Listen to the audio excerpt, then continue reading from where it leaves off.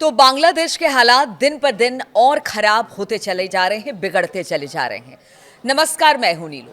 और अब देखें, कई देश ऐसे हैं जो कि अपने अपने नागरिकों को सुरक्षित रखने की सलाह दे रहे हैं। इसी में से अमेरिका भी एक देश है। बांग्लादेश में अस्थिरता बढ़ने के बीच अमेरिकी दूतावास ढाका ने अपने नागरिकों के लिए देशव्यापी सुरक्षा चेतावनी जारी की है। चेतावनी में कहा गया है कि शांतिपूर्ण प्रदर्शन भी हिंसक हो सकते हैं, इसलिए बड़ी भीड़ और प्रदर्शन स्थलों से दूर रहे। हालांकि देखिए, बीच में ऐसा हुआ कि किस तरह से वहां पर युवा नेता की हत्या के बाद लगातार हालात बिगड़ रहे थे। अब इसी को चेतावनी के तौर से वहां के नागरिक, यानी अमेरिकन नागरिक हो या भारतीय नागरिक हो या कोई भी देश का दूतावास हो, वो ये सारी बातें कह रहा है अपने नागरिकों से। ये चेतावनी युवा नेता शरीफ उस्मान हादी के पार्थिव शरीर के हादी की मौत के बाद शनिवार को बड़े प्रदर्शन और प्रार्थना सभाओं की योजना है। इससे कानून व्यवस्था बिगड़ने का खतरा है। यानी चेतावनी में कहा गया कि शांतिपूर्ण प्रदर्शन भी हिंसक हो सकते हैं, इसलिए बड़ी भीड़ और प्रदर्शन स्थलों से दूर रहा जाए। देखिए, शनिवार को जिस तरह से जो हादी थी, उनके पार्थिव शरीर को सुपुर्द खाक किया जाना था, इस दौरान भी हमने देखा कि किस तरह से प्रदर्शन हुए, भारी तादाद में लोग जुटे। अब अमेरिकी नागरिकों को सतर्क रहने की सलाह अमेरिका की तरफ से दे दी गई है। स्थानीय मीडिया पर नजर रखने की सलाह भी दी गई है।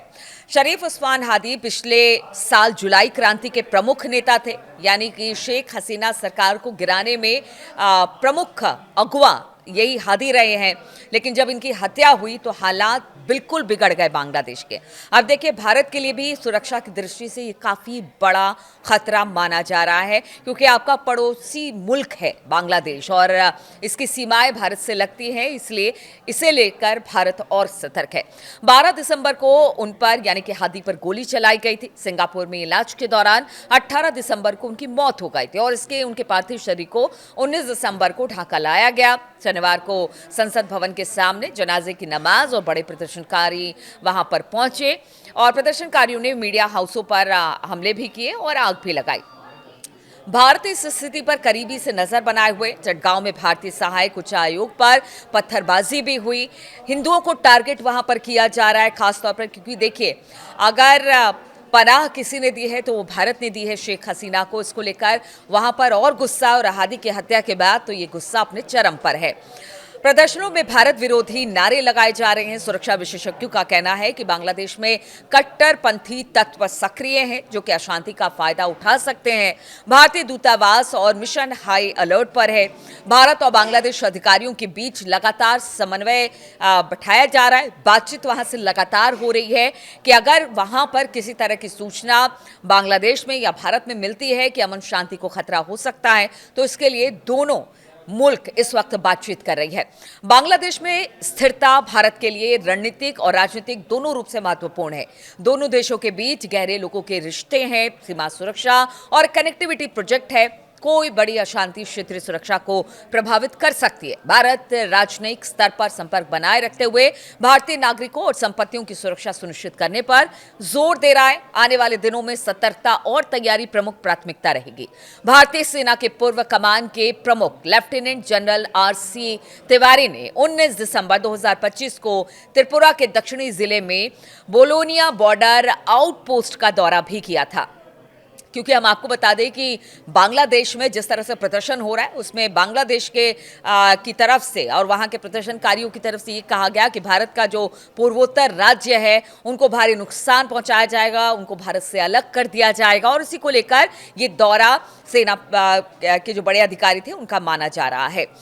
इस दौरान हम आपको बता दें कि भारत बांग्लादेश सीमा पर सुरक्षा व्यवस्था, निगरानी प्रणाली और अन्य तैयारियों की विस्तृत समीक्षा उनके साथ स्पीयर कोर के GOC lieutenant general Abhijit S Petharkar सहित कई वरिष्ठ अधिकारी भी मौजूद थे। ये दौरा बांग्लादेश में चल रही राजनीतिक अस्थिरता और हिंसा के मद्देनजर बेहद महत्वपूर्ण माना जा रहा है। पूर्वी कमान के मिजोरम के परवा में भी असम राइफल्स और BSF के बेस का दौरा किया गया, जहां पर सैनिकों की ऑपरेशनल तैयारी और मनोबल की सराहना की गई। वहीं त्रिपुरा बांग्लादेश के साथ करीब करीब इसके जो 856 किलोमीटर एक लंबी सीमा साझा करता है, जो कि 3 तरफ से घेरे हुई है। इस सीमा का एक बड़ा हिस्सा अभी भी बिना बाड़ या फेंसिंग वहां पर नहीं किया गया है, जिससे घुसपैठ और तस्करी, शांति और अस्थिरता बनाए रखने के लिए सभी जरूरी उपाय यहां पर किए जा रहे हैं। क्योंकि जिस तरह से फेंसिंग नहीं की गई है तो वहां से घुसपैठिए अंदर दाखिल हो सकते हैं भारत में और यहाँ के अमन शांति को छीन सकते हैं। तो इसको लेकर भी वहां पर तमाम तरह के उपाय किए जा रहे हैं। किसी भी स्थिति से निपटने के लिए सेना पूरी तरह से तैयार है और यही वजह रही कि सेना के बड़े अधिकारी ने जो पूर्वी हमारा देश का हिस्सा है वहां पर अलग अलग राज्यों का दौरा किया है, खासतौर पर बांग्लादेश से लगने वाली सीमा।